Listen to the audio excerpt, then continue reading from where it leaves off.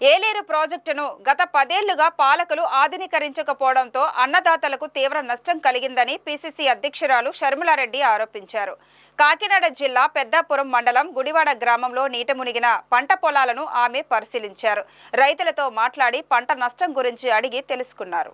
అనంతరం ఆమె మీడియాతో మాట్లాడుతూ ఏలేరు కాలువ అభివృద్ధిని జగన్ చంద్రబాబు పట్టించుకోలేదని విమర్శించారు.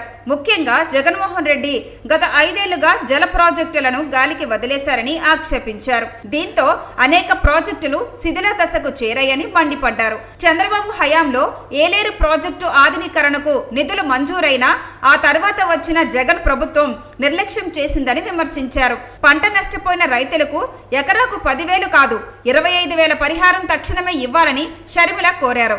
ఒక్కో రైతు ఎకరాలకు 30,000కు పైగా నష్టపోయారని పేర్కొన్నారు. విజయవాడ ఏలేరు వరద బాధితులకు రైళ్ల ద్వారా త్రాగునీరు అందించాలని ఆమె కేంద్ర ప్రభుత్వాన్ని డిమాండ్ చేశారు. జగన్మోహన్ రెడ్డి గారు కారణం దీనికి. జగన్మోహన్ రెడ్డి గారు మేము కాంట్రాక్ట్ ఇస్తే దాన్ని ఆనర్ చేయలేదు, క్యాన్సిల్ చేశారు. పోనీ ఆయన వేరే పనులు చేశారా అంటే చేయలేదు, కాబట్టే ఈ ముప్పు వచ్చింది అని చంద్రబాబు గారు చెప్తున్నారు.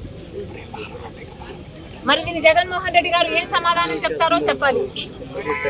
జగన్మోహన్ రెడ్డి గారిని అడుగుతున్నాం.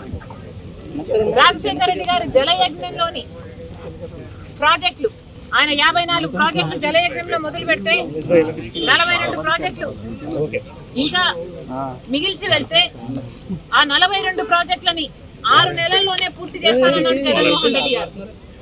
అవి పూర్తి చేయకపోగా ఉన్న ప్రాజెక్టులను కూడా కనీసం మెయింటెనెన్స్ కూడా చేసింది కాదు జగన్మోహన్ రెడ్డి గారి ప్రభుత్వం. ఇక్కడ రైతులు చెప్తున్నారు ఒక్క వర్క్ కూడా జరగలేదు, గత 10 సంవత్సరాలుగా కూడా జరగలేదు. చంద్రబాబు గారు చేయలేదు, జగన్మోహన్ రెడ్డి గారు చేయలేదు. కాలువ సైజు తగ్గిపోయింది, కూడికలు తీయలేదు, మోడర్నైజేషన్ చేయలేదు, కనీసం గేట్స్ మెయింటెనెన్స్ కూడా చేయలేదు. జగన్మోహన్ రెడ్డి గారి హయాంలో అన్నమయ్య గేటు తేలిపోతున్నా చూసాం. కనీసం ఇంట్లో ఏసీలకు కూడా మెయింటైన్ చేసుకుంటాం యాన్యువల్ మెయింటెనెన్స్ కింద. కనీసం ఆ మేరకు కూడా ఖర్చు పెట్టలేదు జగన్మోహన్ రెడ్డి గారి ప్రభుత్వం. ఇప్పుడు చంద్రబాబు గారు ముఖ్యమంత్రి అయ్యారు. బొడమేరు చూస్తున్నాం. చంద్రబాబు గారు జగన్మోహన్ రెడ్డి గారు ముఖ్యమంత్రులు 5 సంవత్సరాలు ఉన్నారు. కానీ బొడమేరు కారణంగా ఈరోజు విజయవాడ అంతా వరదైపోయింది. కారణం ఎవరా అని చూస్తే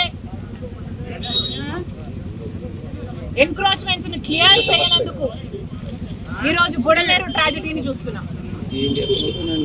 మరి వీటన్నిటికీ కారణం ఎవరు?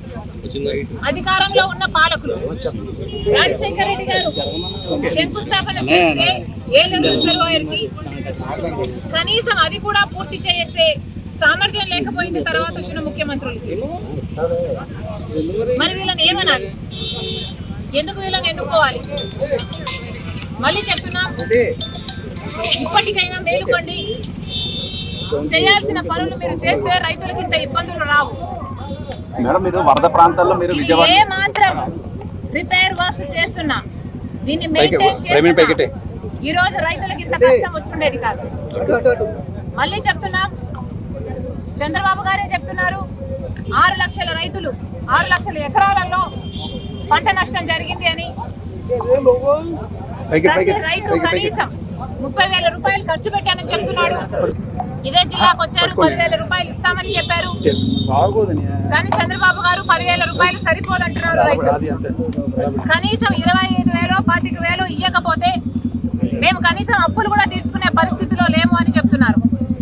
గత ప్రభుత్వం జగన్మోహన్ రెడ్డి గారు 4,000 కోట్ల రూపాయలు ప్రతి సంవత్సరం రైతుల పంట నష్టపరిహారం కోసం పక్కన పెడతామని చెప్పి రైతుల్ని మోసం చేశారు. మీరు మళ్ళీ అదే చేయకండి. రైతుల్ని ఆదుకుంటామని చెప్పారు, 10,000 ఇస్తామని చెప్పారు.